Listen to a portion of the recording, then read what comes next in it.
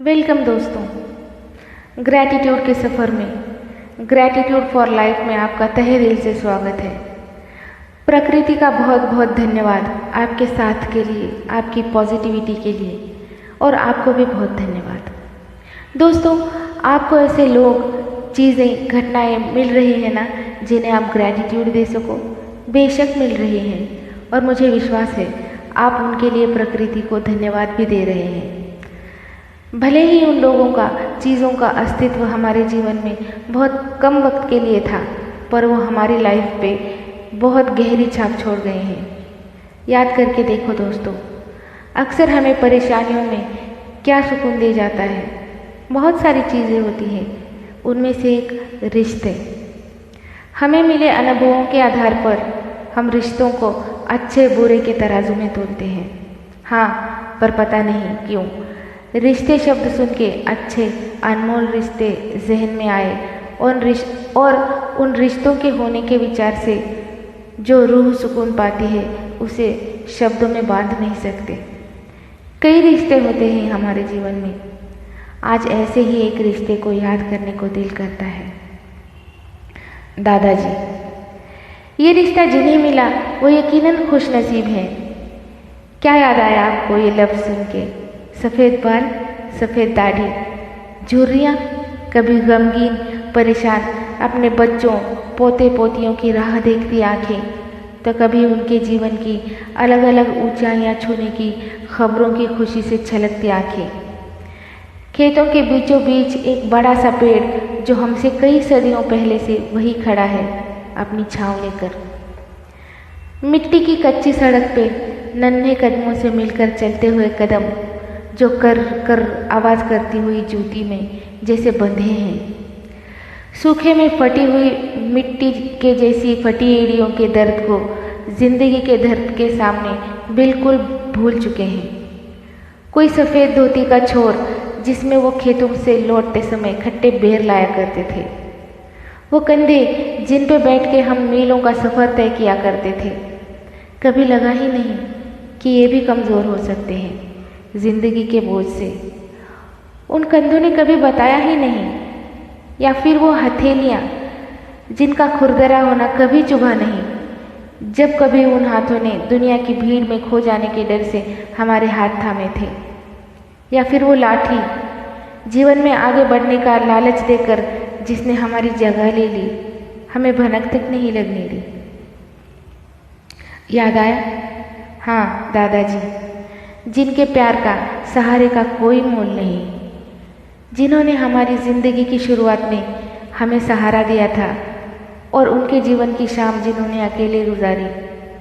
हम हमारी नौकरी संभालने के चक्कर में उनकी मुस्कुराहटों का खजाना खो बैठे। मुझे आपको निराश नहीं करना दोस्तों, बस उनकी कमी से दिल सहम जाता है। मुझे बहुत देर हुई उनका शुक्रिया अदा करने में। बहुत ख़ास थे मेरे दादाजी। अनगिनत यादें जुड़ी हैं उनके साथ मेरी।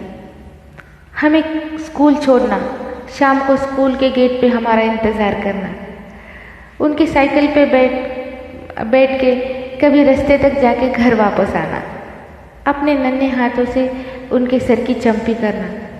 चंपी के नाम पे हम सिर्फ उनके जो गिनने लायक बाल थे वो बिखेरते थे। झूठ मूठ की दाढ़ी करना, वो कभी पकड़ने आए तो उनके हाथ ना आने की खुशी, क्या क्या बताऊँ।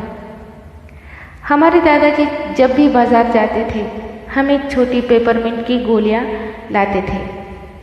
जब वो बाज़ार जाते थे हम शाम होते ही उनकी वापसी का इंतज़ार करते थे। वो घर आने के बाद अपनी पगड़ी उतार कर अपने घुटनों पर रख देते थे, मानो घुटना ही सर है, और फिर सर पर हाथ फेरते थे। हम खबरदारी से उन्हें पानी देते थे, और फिर 2 मिनट में उनकी पीठ पे चढ़ के उनके गले में दोनों हाथों की कैंची करके झूलते थे और उनसे गोलियां मांगते थे। वो कहते थे, आज मैं गोलियां नहीं लाया। हम नहीं मानते थे, ऐसे कैसे नहीं लाए। उनकी पीठ से उतर के उनके चेहरे को देखने सामने पहुंच जाया करते थे। उनके कंधे पकड़ के उन्हें हिलाकर कहते थे, दे दीजिए गोलियां। और वो ऐसे हिलते थे जैसे हम ही उन्हें कंधे पकड़कर हिला रहे हैं। कई बार झूठ मूठ का गिर भी जाते थे।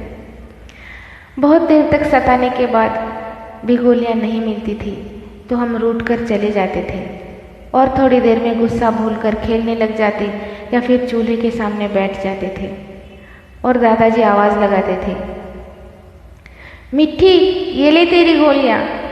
हम खुशी से झूम उठते थे।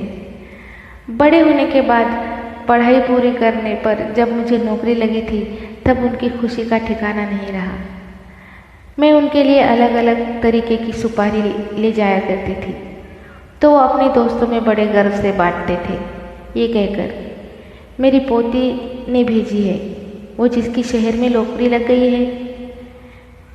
ठीक उसी समय मेरी शादी के लिए भी परेशान रहते थे। एक दिन जब वो बहुत बीमार थे, हम उनसे मिलने गए और बहुत सवेरे घर पहुँचे। वो अभी उठे नहीं थे, वो जाग गए। मैंने ठंड के कारण शॉल लपेट ली थी। उन्होंने जागते ही मुझे पहचान लिया। उनकी आंखें चमक उठी और बहुत खुशी में मुझसे उन्होंने पूछा, क्या तुम्हारी शादी हो गई? और मेरा गला सूख गया।